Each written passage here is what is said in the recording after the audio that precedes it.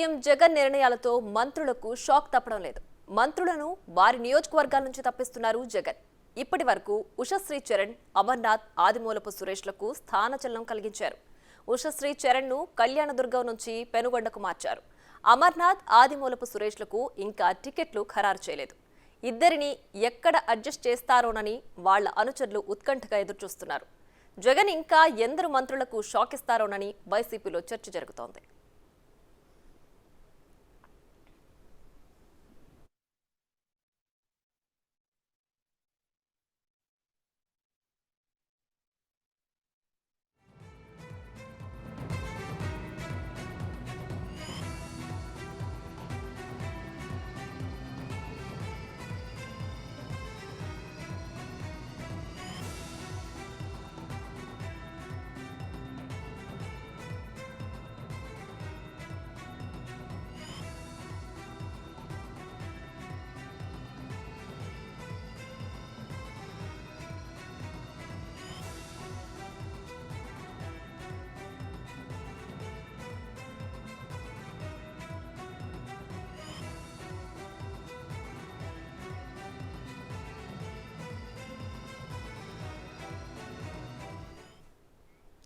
CM Jagan నిర్ణయాలతో మంత్రులకు shock తప్పడం లేదు.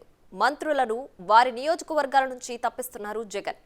ఇప్పటి వరకు ఉషశ్రీ చరణ్, అమర్నాథ్, ఆదిమూలపు సురేష్లకు స్థానచలనం కలిగించారు. ఉషశ్రీ చరణ్ ను కళ్యాణదుర్గం నుంచి పెనుగొండకు మార్చారు.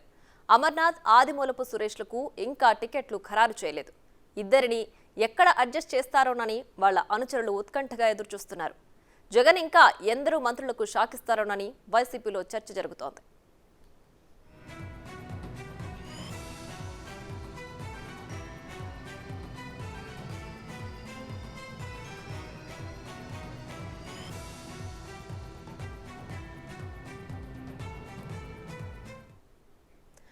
ఇదే అంశానికి సంబంధించి మరింత సమాచారం మా ప్రతినిధి రాజు లైవ్ లో అందించడానికి సిద్ధంగా ఉన్నారు. రైట్ రాజు, చెప్పండి.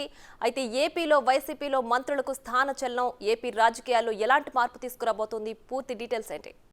అంటే ఇప్పటి వరకు వైసీపీ పార్టీకి సంబంధించి పార్టీ అధిష్టానానికి అటు ఎమ్మెల్యేలు కానీ పార్టీకి సంబంధించినటువంటి నాయకులు కానీ షాక్ల మీద షాక్లు ఇస్తుంటే ఇప్పుడు ఏకంగా సీఎంఏ మొత్తం మంత్రులకు కానీ ఎమ్మెల్యేలకి ఎంపీలకి షాక్ మీద షాక్ ఇస్తున్నటువంటి పరిస్థితి అయితే ఉంది. ఇది అటు క్యాడర్కి అర్థం కావట్లేదు, మంత్రులకి అర్థం కావట్లేదు.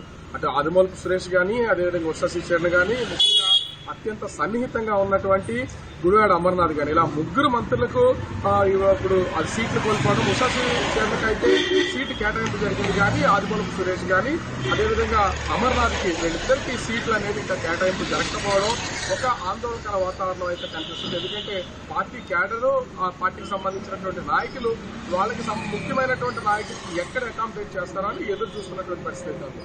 వైసీపీ అధిష్టానం ఇచ్చినటువంటి ఈ షాక్లకి నిజంగా ఉత్తరాంధ్రలో అయితే ఆ నాయకులు ఎవరూ కూడా ఒక కోలుకునే పరిస్థితి అయితే కనిపించట్లేదు. ఎందుకంటే ఉమ్మడి జిల్లాల పరంగా చూసుకుంటే ముఖ్యంగా ఉమ్మడి విశాఖపట్నం జిల్లాలో అత్యంత కీలకమైనటువంటి నాయకుడిగా ఉండి మంత్రిగా, ఏకైక మంత్రిగా ఉన్నటువంటి గుడివాడ అమర్నాథ్ కి అనకాపల్లి నుంచి సీటు కేటాయించలేదు. ఎక్కడ సీటు ఇస్తారనేది ఇప్పటివరకు చెప్పినటువంటి దాఖలాలు లేవు. అంటే మంత్రికే సీటు లేకపోయేసరికి జిల్లా కేడర్ ఒక అయోమయ స్థితిలో ఉన్నటువంటి పరిస్థితి అయితే ఉంది. మిగిలినటువంటి నాయకులు కూడా తమకు సీట్లు నెక్స్ట్ లిస్ట్ లో ఉంటాయో ఉండవనే ఆందోళనకరమైన పరిస్థితి అయితే ఉంది. కానీ గుడివాడ అమర్నాథ్ ని అనకాపల్లి ఎంపీగా పంపిస్తారని, లేదా మాడుగుల సీట్ ని ధర్మశ్రీని కాదని చెప్పేసి గుడివాడ అమర్నాథ్ కి ఇస్తారనేది ఒక చిన్న ప్రచారం జరుగుతుంది. మరి గుడివాడ అమర్నాథ్ ఎందుకు సైలెంట్ గా ఉన్నారు, దీని మీద ఎందుకు రెస్పాండ్ అవ్వట్లేదు అనేది మాత్రం అర్థం కావట్లేదు. ఇప్పటికీ ఒక హామీ వచ్చి ఉన్నటువంటి నేపథ్యంలోనే గుడివాడ అమర్నాథ్ సైలెంట్ గా ఉన్నారని తెలుస్తుంది. ఇక ఇదే జిల్లాకు సంబంధించి పాయకరావుపేట నియోజకవర్గానికి సీటు గొల్ల బాబురావు, ఆయన్ని సిట్టింగ్ ఎమ్మెల్యేగా ఉన్నారు. ఈసారి సీటు వేరే చోట కేటాయించలేదు. అదేవిధంగా కొత్త వ్యక్తిని తీసుకొచ్చి, కొత్త వ్యక్తి అంటే రాజం నియోజకవర్గ ఎమ్మెల్యే కంబాల జోగుల్ని ఎస్సీ రిజర్వ్ నియోజకవర్గం కావడంతో అక్కడ పాయకరావుపేటలో ఇన్ఛార్జ్ గా నియమించడం అయితే జరిగింది. అయితే ఇప్పుడు ఉమ్మడి శ్రీకాకుళం జిల్లాకి సంబంధించి రాజాం నియోజకవర్గంలో ఇప్పటిదాకా సిట్టింగ్ ఎమ్మెల్యేగా ఉన్నటువంటి కంబాల జోగుల్ని పైకరావుకి పంపించడంతో అక్కడ తాలే రాజేష్ అనే ఒక కొత్త వ్యక్తి, అంటే అతని రాజకీయ కుటుంబమే గతంలో కూడా పాలకొండ ఎమ్మెల్యేగా అతని తండ్రి 2 పర్యాలు పోటీ చేసి గెలిచినటువంటి పరిస్థితి అయితే ఉంది. ఈ నేపథ్యంలో డాక్టర్ గా ఉన్నటువంటి తాలే రాజేష్ ని ఇప్పుడు రాజాం నియోజకవర్గానికి ఇన్ఛార్జిగా నియమించినటువంటి నేపథ్యంలో ఇప్పుడు ఈ ఒక చైన్ లింక్ అనేది, అంటే శ్రీకాకుళం జిల్లాకు సంబంధించిన వ్యక్తిని తీసుకొచ్చి విశాఖ జిల్లా మారుమూల అనేటువంటి పాయకరాపేట నియోజకవర్గంలో ఇన్ఛార్జిగా పెట్టడం, అదేవిధంగా రాజాంకి కొత్త వ్యక్తిని తీసుకురావడం అనేది ఇప్పుడు పెద్ద చర్చగా నడుస్తుంది. ఇక ముఖ్యంగా ఏజెన్సీ ప్రాంతానికి సంబంధించినటువంటి సీట్ల విషయానికి వస్తే అరకు ఎంపీగా పాడేరు ఎమ్మెల్యే భాగ్యలక్ష్మిని తీసుకెళ్లి అరకు ఎంపీగా ఇన్ఛార్జ్ బాధ్యతలు అప్పగించారు. కానీ అరకు ఎంపీగా ఆమెకి కేవలం పాడేరు నియోజకవర్గ పరిధిలో మాత్రమే పరిచయాలు ఉన్నాయి. పూర్తి స్థాయిలో ఎంపీ కాన్స్టిట్యున్సీకి సంబంధించి దాదాపుగా 7 ఎమ్మెల్యే కాన్స్టిట్యున్సీస్ ఉన్నాయి. వీటన్నింటిలో కూడా ఎక్కడా ఎలాంటి పరిచయాలు లేవు. అలాంటి వ్యక్తిని తీసుకెళ్లి అరకు ఎంపీగా ఇన్ఛార్జ్ గా నియమించడం అనేది కొంత వైసీపీలో అయోమయ పరిస్థితులు అయితే ఉన్నాయి. ఇప్పటి వరకు అరకు ఎంపీగా ఉన్నటువంటి మాధవిని అరకు ఎమ్మెల్యే క్యాండిడేట్ గా అనౌన్స్ చేయడం అయితే జరిగింది. సో తనకు కూడా, అంటే మాధవికి కూడా, ఎంపీ మాధవికి కూడా అరకు ఎమ్మెల్యే క్యాండిడేట్ గా వ్యతిరేకత అయితే భారీగా వస్తున్నటువంటి పరిస్థితి ఉంది. ఎందుకంటే సిట్టింగ్ పర్సన్ కే అక్కడ సీట్లు ఇవ్వాలని ఆశావహులు అనేక మంది నిన్న మీటింగ్ పెట్టుకున్నటువంటి పరిస్థితి ఉంది. ఈ రోజు కూడా సిట్టింగ్ కే స్థానికులకే సీట్ ఇవ్వాలనేది వాళ్ళు చేస్తున్నటువంటి ఆందోళన. చింతపల్లి ఏరియాలో ఉండేటువంటి మాధవిని తీసుకొచ్చి ఇక్కడ అరకు ఎమ్మెల్యేగా పోటీ చేస్తే ఈసారి ఖచ్చితంగా సహకరించే పరిస్థితి లేదు. ఎంపీగా కాబట్టి సహకరించారు, ఈసారి ఎమ్మెల్యేగా సహకరించే పరిస్థితి లేదని తెగేసి చెప్తున్నటువంటి పరిస్థితి అయితే ఉంది. మరి ముఖ్యంగా చూస్తే ఈ పాడేరు నియోజకవర్గ సీటుకి సంబంధించి పాడేరు విశ్వేశ్వరరావు అనే ఒక కొత్త వ్యక్తిని, అంటే ఇప్పుడు ఆయన ఎస్టీ కమిషన్ సభ్యుడిగా అయితే ఉన్నటువంటి పరిస్థితి అయితే ఉంది. అతనికి సీటు కేటాయించినటువంటి నేపథ్యంలో భాగ్యలక్ష్మి అరకు వెళ్ళింది కాబట్టి విశ్వేశ్వరరావుకి సీట్ ఇస్తున్నట్టుగా అనౌన్స్ చేశారు. అయితే ఇక్కడ ఈ ఈక్వేషన్స్ అన్నింటినీ చూసిన తర్వాత ఒక ప్లేస్ నుండి మరొక ప్లేస్ జంబుల్ చేస్తున్నటువంటి నేపథ్యంలో కార్యకర్తలు, పార్టీ నాయకులు ఒక అయోమయ పరిస్థితి.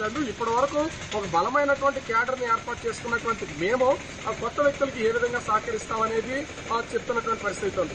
ఉడివాడ అమర్నాథ్ ని అనకాపల్లి నుంచి సీట్ లేకుండా చేసినటువంటి సీఎం జగన్ అక్కడ ఒక కొత్త వ్యక్తి, అంటే మనసాల భరత్ కుమార్ అనే వ్యక్తి, అతను విదేశాల్లో ఉంటాడు. కేవలం ఎన్నికల కోసమే విదేశాల నుంచి తన ఇక్కడికి రప్పిస్తున్నటువంటి పరిస్థితి ఉంది. ఒక సిట్టింగ్ ఎమ్మెల్యేగా, మంత్రిగా ఉన్నటువంటి అమర్నాథ్ కి ఓట్లు లేకుండా కొత్త వ్యక్తికి ఓట్లు ఎలా వేస్తారో అతను ఎవరికి తెలియదు. ముఖపరిచయం లేనటువంటి వ్యక్తికి ఓట్లు ఎలా వేస్తారని చర్చ కూడా నడుస్తుంది.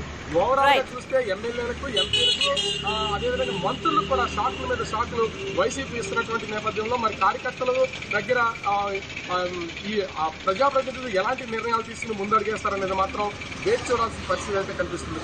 Right Raju, thanks for the updates.